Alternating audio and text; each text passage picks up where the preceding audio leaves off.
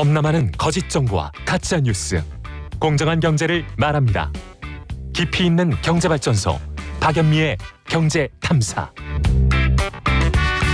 네, 아주 옛날 영화인데요. 주유소 습격 사건 영화 보셨습니까? 여기 보면 이 주유소를 점령한 그 집단, 그 무리 중에 한 명이었던 배우 강성진 씨가 이런 말을 합니다. 컷으로 들어볼까요?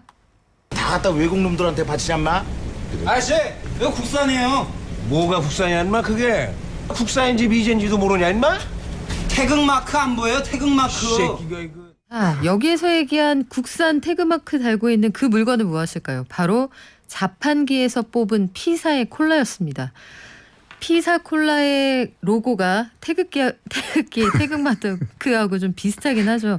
그런데 굳이 여기까지 왜 가서 엮었느냐. 이 피사가 케이팝 아티스트들을 든든하게 후원해 왔다고 합니다. 그것도 벌써 10년이 넘었다고 하는데 자세한 얘기는 국내 최고의 평론가 김영대 평론가와 함께 얘기해 볼게요. 안녕하세요. 안녕하세요. 김영대입니다. 자, 아침부터 막 욕이 나오고 막. 그러게요. 훈훈하죠. 네. 생활 밀착형 방송입니다. 자, 피사 콜라의 마크는 태극기 따라한 거 아닌가요? 아니랍니다. 아니래요? 네, 아니라고 하고 그런 음모론이 있었어요. 네. 심지어는 이 피사 콜라를 한국인이 만들었다. 뭐 이런 되게 어떤 그런 이론도 있는데 네. 정확히는 이게 이제 미국 성조기에서 모티브로 얻은 거고 물론 그것만을 갖고 한 건 아니고 이제 컬러 매칭이 그렇다는 것인데 이 문양 자체는 그들도 인정을 한 거는 이게 어떤 풍수적인 부분들. 진짜요? 네네 그런 거에서 피사가 풍수를 봤다는 게 더 신기한데요. 그런 다양한 이론들을 반영을 해서 요 문양으로 만들었다고 하고 이게 조금씩 비율이나 그 뭐 흰색이나 그 포션들이 조금씩 바뀌고는 있죠. 네. 특이하네요. 그런데 이 피사 케이팝 아티스트들 후원한 지가 오래됐다고요? 네, 그러니까 이게 지금 이제 피사가 또 케이팝 아티스트들도 후원을 하고 그리고 워낙에 또 이제 한국에서 공격적인 마케팅을 하다 보니까 네. 예전에 웃지 못할 일도 있었어요. 평창올림픽 때였나? 아무튼 그 태극기가 막 이렇게 나부끼니까 네. 이제 외국에서 저게 피사 공식 후원, 올림픽 공식 후원. 근데 정작 후원사가 C사였습니다.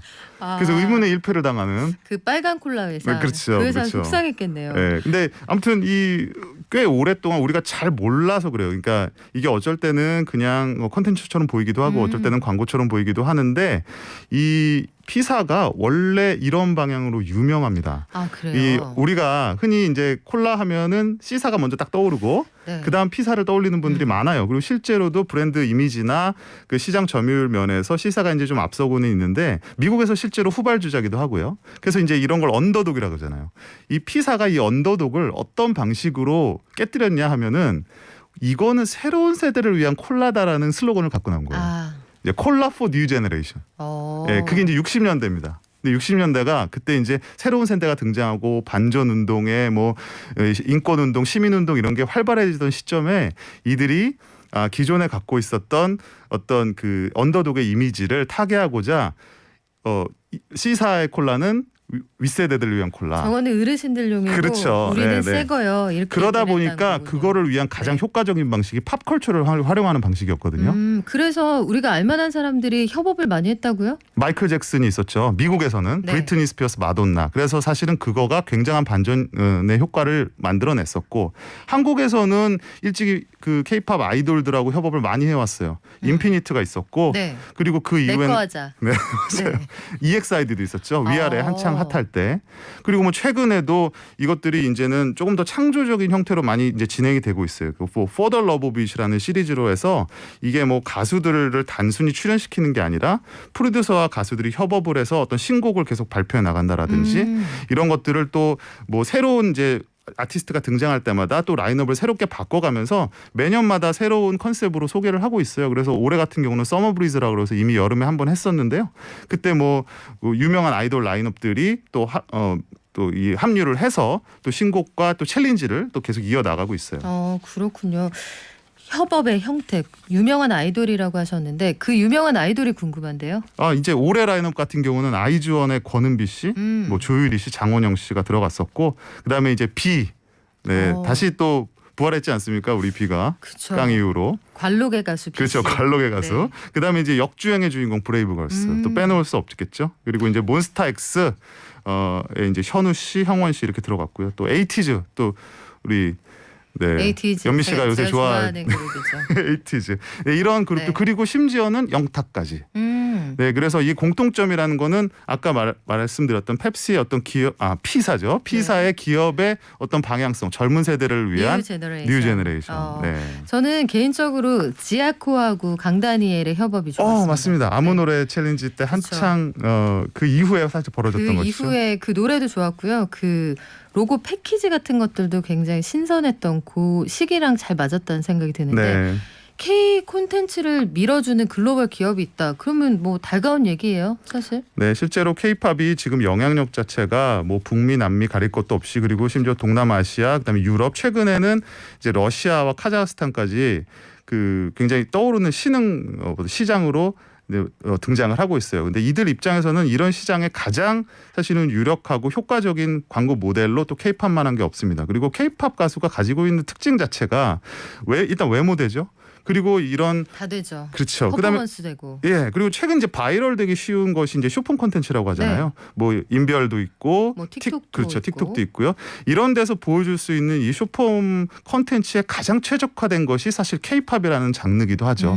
어떤 특정한 훅이 있고, 그리고 그 훅에 걸맞은 바이럴 될 수 있는 댄스가 있고, 이런 것들이 사람들로 하여금 계속 또 만들어지고 퍼져나가게 하는 이런 양방향성을 갖고 있는 것이 K-팝이기 때문에 사실 이렇게 뭐 꼭 피사뿐만이 아니라 앞으로 젊은 층을 타겟팅하기 위한 회사들 그리고 그런 것들을 통해서 새로운 바이럴을 만들고 기업 이미지 자체를 젊게 만들고 싶어하는 좀 더 뭐 고급스럽지만 또 한편으로는 젊게 만들고 싶어하는 글로벌 그룹들 입장에서는 K-팝만한 콘텐츠가 사실 없죠.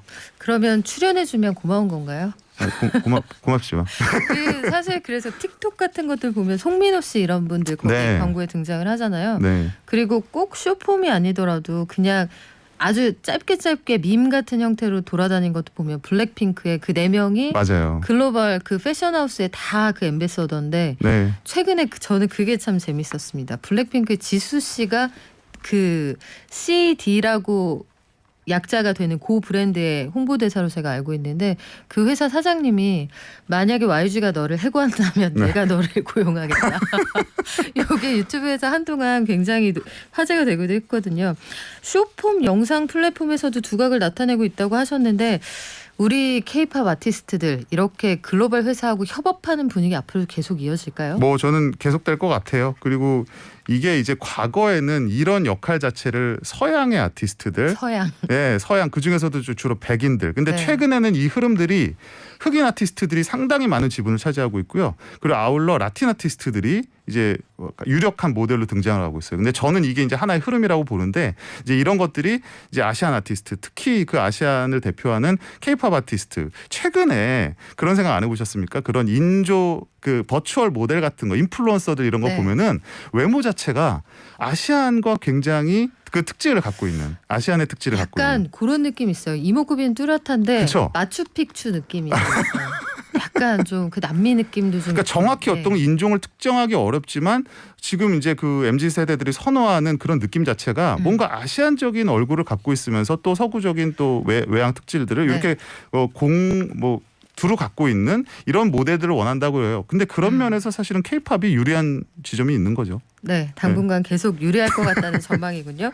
지금까지 국내 최고의 평론가 김영대 평론가와 함께했습니다. 고맙습니다. 감사합니다.